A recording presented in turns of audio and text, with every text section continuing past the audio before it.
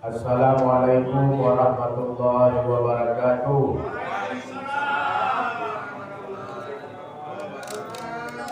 Assalamualaikum warahmatullahi wabarakatuh.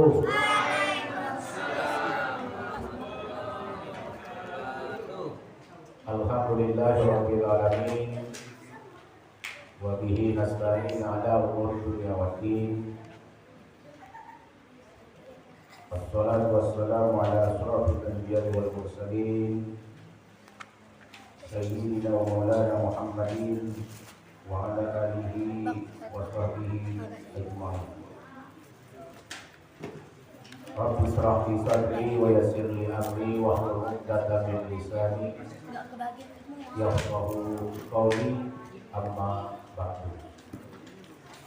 Wa qala fi ayatil ukhra inna a'tayna al-kautsar fasholli li rabbika wanhar inna syani'aka huwal abtar. Wallahu a'lam.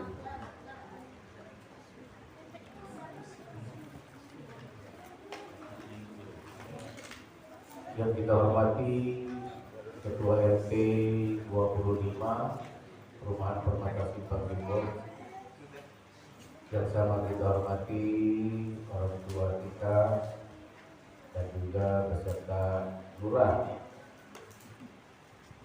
Tanjung Pasir, yang sama kita hormati bapak-bapak, ibu-ibu, adik-adik semuanya, para jamaah Musalla Al-Ikhlas yang dimuliakan oleh Allah Subhanahu wa taala.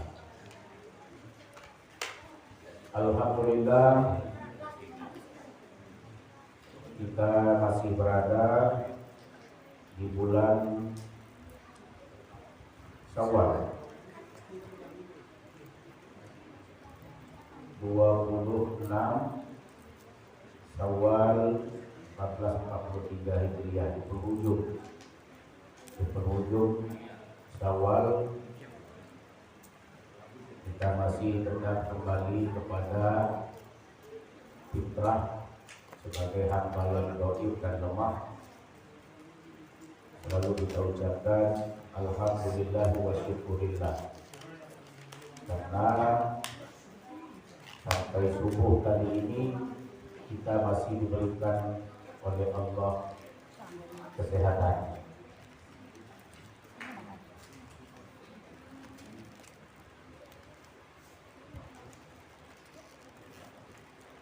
Yang kedua, salawat dan salam kita haturkan kepada Nabi kita Muhammad sallallahu alaihi wasallam.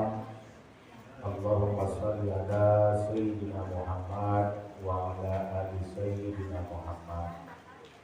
Tentu selalu berselawat, insyaallah di yaumil akhir nanti kita mendapatkan syafaat rahmat darinya. Amin ya rabbal alamin. Bapak Ibu hadirin wal hadirat, adik-adik semuanya yang dimuliakan oleh Allah Subhanahu wa taala. Judul kita pada subuh kali ini, waktu halal bihalal, bapak-bapak menyampaikan bahwa setiap subuh Jumat Barokah sampai hari raya Idul Adha, temanya itu adalah ibadah kurban. Sampai hari raya hari H, setiap subuh Jumat Barokah temanya masalah ibadah kurban. Gak lari dari situ. Inna a'tayna al-kautsar. Motivasi kita berkurban dan bersyukur atas nikmat Allah. Itu temanya. Kenapa kita berkurban? Yang namanya kurban itu adalah kita mengeluarkan harta kita, tenaga kita, pikiran kita, apa yang kita punya, kita berikan kepada orang lain dengan keikhlasan, dengan ketulusan, dengan keimanan, dengan kesabaran itu berkurban, itu kurban namanya. Contoh, kita membantu orang kan berkorban. Kita membantu orang ada kebakaran itu berkorban juga namanya. Berkorban baik tenaga, pikiran maupun harta benda dan sebagainya dengan penuh keikhlasan, tolong menolong itu berkorban.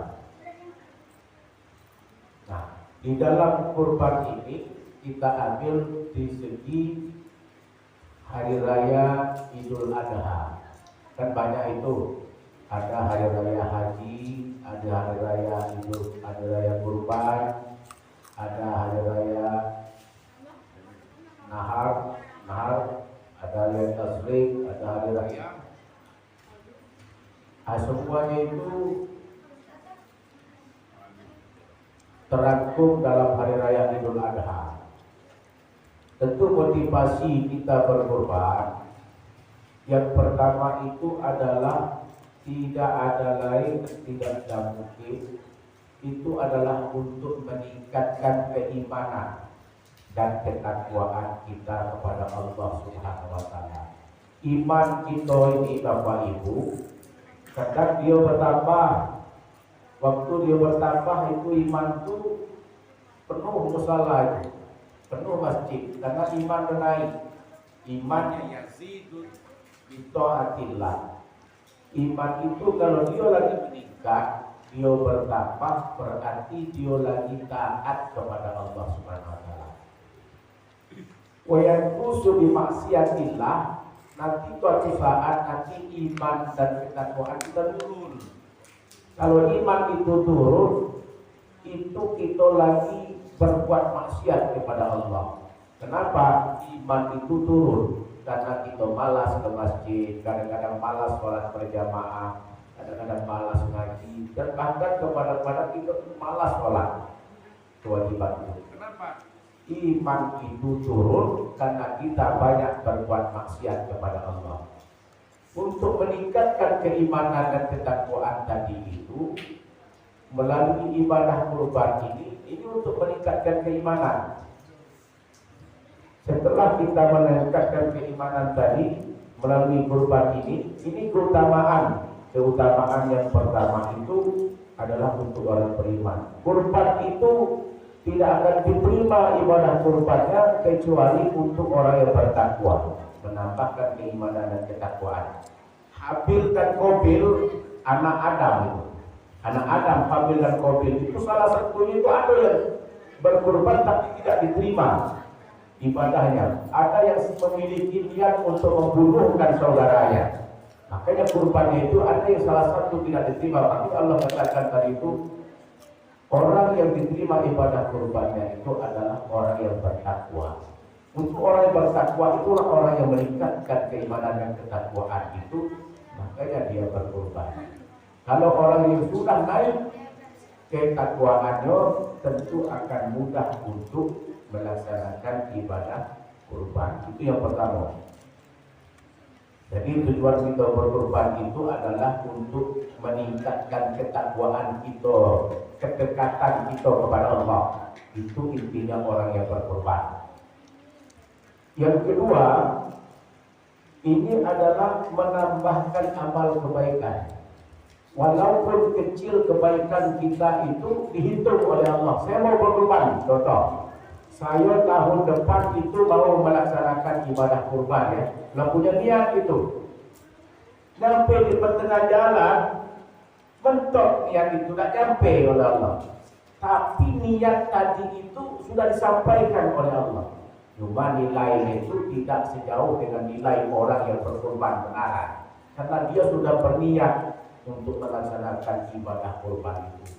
Kalau niatnya itu beda ado, makanya tidak dicatat oleh Allah. Walaupun makanya Allah sangat mencintai orang yang berbuat kebaikan, walaupun kebaikan itu sedikit pun kebaikan, terus menerus dia berbuat kebaikan, Allah sangat mencintai orang yang berbuat kebaikan tersebut. Jadi setiap kebaikan apapun yang kita buat, ini adalah menambah hitungan. Makanya di dalam hadis Rasulullah katakan, orang yang memiliki limpahan rizki kemampuan dalam berkurban, tapi dia tidak berkurban, maka kata Rasulullah, jangan engkau dekatkan tempat ibadah solatku kalau engkau diberikan limpahan rezeki. Kan solat masjid musala pun tak boleh didekatkan. Kita punya harta, kita punya limpahan nikmat, tapi kita memiliki kemampuan dari segi harta, materi, tapi kita tidak mau untuk berkurban. Jangan engkau dekatkan tempat sholat ibadahku kalau engkau memiliki kemampuan tapi tidak berkurban. Siapa kata hadis riwayat Ibnu Majah. Orang yang punya limpahan rezeki, mampu dia berkurban tapi tidak mau dia berkurban, jangan dekatkan ibadah rumah ibadahku. Kita dekat ke musala tidak boleh. Kalau kita punya harta berlebih, suruh datang mendekati masjid pun dia mau tak boleh. Untuk mendekatkan sholat kita pun tak boleh. Kalau kita memiliki harta limpahan nikmat lebih, ada kemampuan untuk dia berkurban, tapi dia tidak mau berkurban, maka jangan dekatkan musalaku, jangan dekatkan tempat sholatku, kata Rasulullah. Nah, jadi ini merupakan suatu teguran kepada kita bahwasanya ibadah kurban itu pertama menambahkan ketakwaan, meningkatkan ketakwaan, dan juga menambahkan amal-amal kebaikan. Yang ketiga ini syiar agama. Itu banyak di dalam kehidupan kita, itu banyak agama. Orang yang berkorban itu mensyiarkan agama. Makanya saya sampaikan kepada kita semuanya. Di dalam satu komplek itu banyak orang kaya, orang yang mampu, tapi kemampuannya itu tidak dikoordinirkan. Kemampuan itu, orang itu banyak yang tidak berkorban.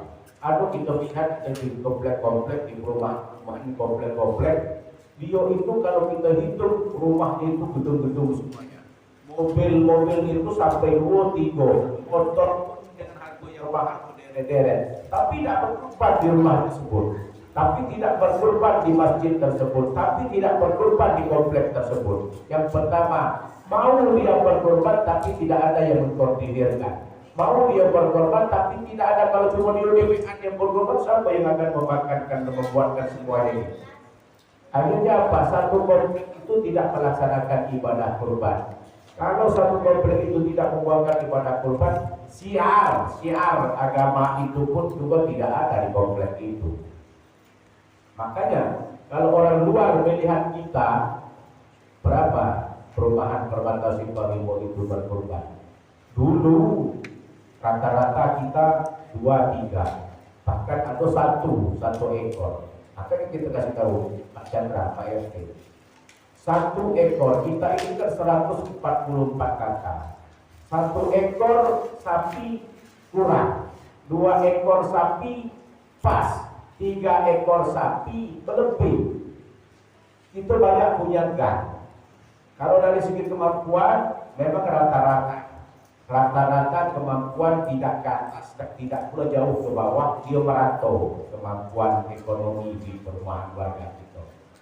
Tapi apa salahnya dengan rata-rata itu kita paksa? Yang namanya berbuat kebaikan itu memaksa. Subuh Jumat Barokah ini tidak pernah dipaksa, tidak pernah akan ada kita sholat subuh berjamaah. Kenapa? Iman kita turun semua. Makanya kalau kita semua, tujuan Jumat Barokah itu bukan untuk hari Jumat, adalah untuk hari-hari selanjutnya. Bukan Jumat Barokah, Jumat Rabi, di Selasa Rabu Kamis turun, berarti itu mengejarkan berkah Jumatnya saja. Padahal tujuan itu adalah untuk memakmurkan sholat di bawah waktu sehari semalam. Lalu apa? Syiar agama itu makanya kita usahakan. Pak Chandra sebagai ketua panitia bisa menggerakkan untuk kita semuanya. Kalau perlu dibuatkan satu gang. Kadang-kadang disampaikan, kadang-kadang tidak masuk akal juga. Ini ustaz ini kadang-kadang tidak masuk akal juga apa yang disampaikan. Ada yang tidak masuk juga akal. Target kita 10 ekor sapi. 10 ekor sapi. Jatah sapi berlebih kita 3. Sekarang bisa 10 targetnya. belum tercapai target itu. Karena kita perpula untuk menargetkan 10 itu tentu ada tahapan-tahapannya. Tahun ini tidak capai dia 10, insya Allah tahun depan dia nyampe. Sekarang jauh peningkatan dari 3, 4, masuk ke sapi yang ke besok ini yang akan kita kejar ini adalah masuk sapi yang ke-8. Yang ke-7 sudah penuh, 1, 2, 3, 4, 5, 6, 7 penuh itu. 7 orang satu sapi, 7 orang satu keluarga. 1 orang yang berkorban dalam satu keluarga ini sudah memenuhi daripada 1 keluarga dalam rumah tangga itu. Saya berkorban itu untuk 1 keluarga. Bukan saya orang yang berkorban untuk membaktikan keluarga saya yang ada dalam rumah. Jadi 7 sapi itu penuh. Kita sekarang ada waktu 1 bulan untuk mencapai kepada sapi yang ke-8. Kalau sapi yang ke-8 itu kita bisa dapatkan, kita lari ke sapi yang ke-9. Kalau masih ada kesempatan sampai ke-10, tapi kita usahakan. Sapi yang ke-8 itu 7 orang. Masih ada waktu untuk kita melaksanakan ibadah kurban yang sapi yang ke-7. Setelah kita laksanakan, rupanya mampu. Perumahan Permata Simparibo itu mampu juga untuk berkurban. Nah, bagaimana caranya itu orang mari, tapi kembali kepada niat tadi. Karena sudah punya niat, dia ikhtiar untuk masuk ke dalam sapi yang ke-8. Ini syiar, makanya saya bisa sampaikan. Hari itu adalah hari bahagia.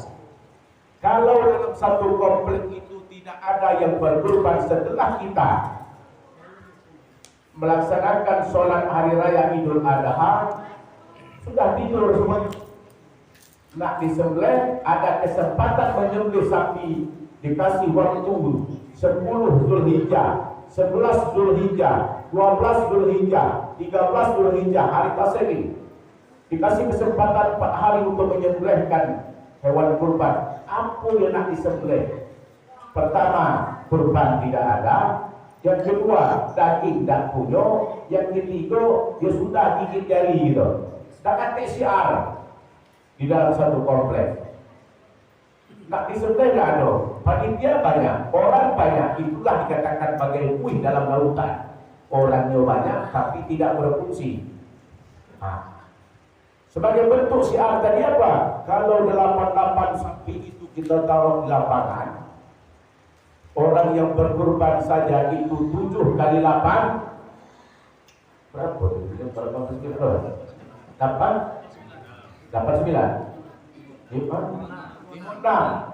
8 ekor sapi lah 56 orang peserta itu. Dari peserta itu tentu punya keluarga, ada istri, ada anak. Ambil anaknya itu, istri dipotong kali 2 lah 112,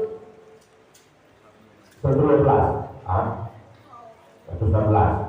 Tambah anaknya sekok lagi lah 160-an 70. Tambah lagi panitia. Kalau panitia itu setiap 8 itu dia 80, hampir 200-300 ngumpul di lapangan itu. Itulah bentuk kekompakan syiar kita dalam hari raya berkurban. Tak ada yang gigit jari, tak ada yang lesu, tak ada yang apa, semuanya semarak, senang, gembira. Pertama ambil penokok, pukulkan tulang itu, pecahkan tulang itu, ambil pisau, sembelihkan sapi itu, ambil pisau, sibuk semuanya. Kenapa? Memeriahkan di hari kemenangan. Waktu itu tak boleh berpuasa. Hari Tasyrik, hari Lebaran tak boleh berpuasa. Mau kita berpuasa, tak boleh kita berpuasa. Dilarang, diharamkan berpuasa di hari raya. Bulan 10, 11, 12, 13. Itu adalah makanannya orang Muslim untuk disegerakan makan. Makan itu daging, makan itu disegerakan, tak boleh berpuasa. Itu syiar ya.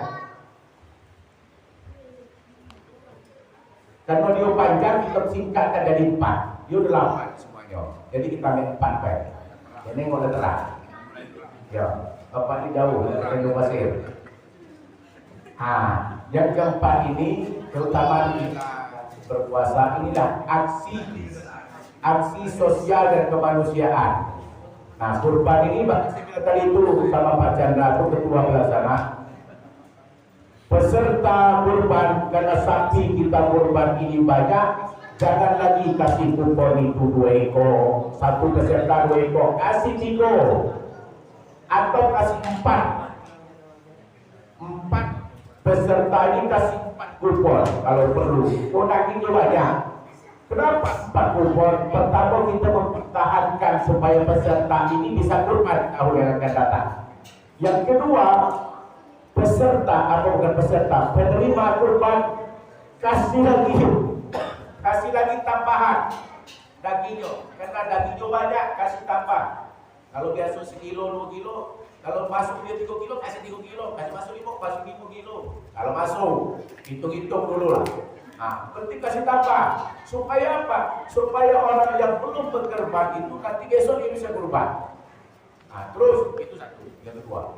Yang ketiga, semua warga-warga kita, RT, pinggir-pinggir kita semuanya itu, non-muslim apa-apa semua, kasih semuanya itu berkorban. Mana tahu besok dia nak berkorban tempat kita. Kayak buat sebelah, rumah sebelah, kasihan misalnya. Mungkin tidak ada, karena kita peduli sama mereka. Punya RT sebelah itu apa juga ada juga sifat kepedulian terhadap tetangga. Kasih orang itu. Mana tahu besok saya itu datang sini karena saya ada koordinir, saya datangkan ke sini. Itu tujuannya. Kalau perlu lebih lagi daripada 10. Itu tujuannya. Dan usah ditahan-tahan. Kira banyak nanti sapinya banyak. Habis kita nanti makan. Panitia kasih, itu dikerja kasih, makan bersama pula kasih sebanyak-banyaknya. Semuanya itu makan. Tak ada yang tidak. Karena hari raya kurban, hari kegembiraan, hari makan bersama, hari tidak ada boleh berpuasa.